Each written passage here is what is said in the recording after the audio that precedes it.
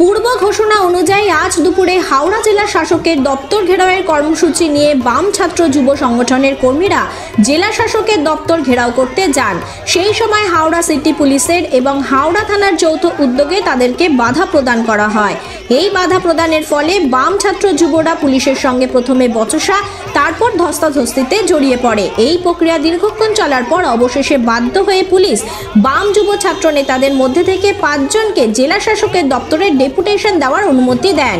কারণ হাওড়ায় public service কমিশনের মাধ্যমে স্বচ্ছ এবং কারিগরি দপ্তরের মাধ্যমে সরকারি চাকরিতে নিয়োগ প্রক্রিয়া সম্পন্ন করতে হবে। এই দাবি নিয়ে আজ তারা হাওড়া জেলা শাসক দপ্তর ঘেরাও অভিযান সংগঠিত করে। পরবর্তীকালে বাম যুব সংগঠনের 5 জন নেতৃত্ব জেলা শাসককে ডেপুটেশন প্রদান করেন।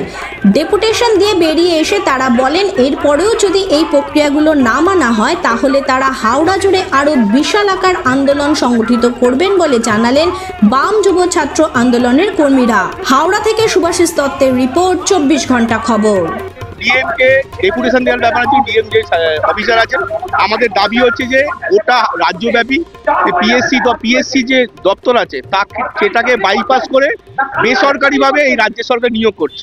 হাওড়া জেলার এমপ্লয়মেন্ট এক্সচেঞ্জ বন্ধ করে দিয়েছে। এমপ্লয়মেন্ট এক্সচেঞ্জ বন্ধ করার পর এমপ্লয়মেন্ট ব্যাংক করলো। এই এমপ্লয়মেন্ট ব্যাংকে লক্ষ লক্ষ হাওড়া জেলার ছেলেমেয়েরা হচ্ছে নথিভুক্ত করেছে, নাম নথিভুক্ত চাকরির জন্য, কাজের জন্য। আজকে এমপ্লয়মেন্ট ব্যাংকে নথিভুক্ত করার পর তার কোনো ভবিষ্যৎ নেই। আমরা ডিএমকে বলতে চাইছি অবিলম্বে এমপ্লয়মেন্ট এক্সচেঞ্জ অবিলম্বে পুনরায় চালু করতে হবে। আমাদের হাওড়া জেলার ঐতিহ্য আছে, এখানে যারা পুলিশ অফিসার যারা আমাদের আটকালো তারা অনেকেই এই এমপ্লয়মেন্ট এক্সচেঞ্জে চাকরি পেয়েছে আর পিএসসি দপ্তর থেকে চাকরি পেয়েছে। এই পাবলিক সার্ভিস কমিশন রাজ্যের সরকার তুলে দিতে চাইছে। ওটা রাজ্যের প্রোগ্রাম, ওটা জেলায় জেলায় হচ্ছে যে ডিএম এর থ্রুতে রাজ্যের এই নবান্নকে জানাতে চাইছি পিএসসি দপ্তরের মধ্য দিয়েই সমস্ত সরকারি ক্ষেত্রে নিয়োগ করতে হবে। আমার নাম সুভাষ দে, আমি ডিওয়াইপি হাওড়া জেলার সভাপতি।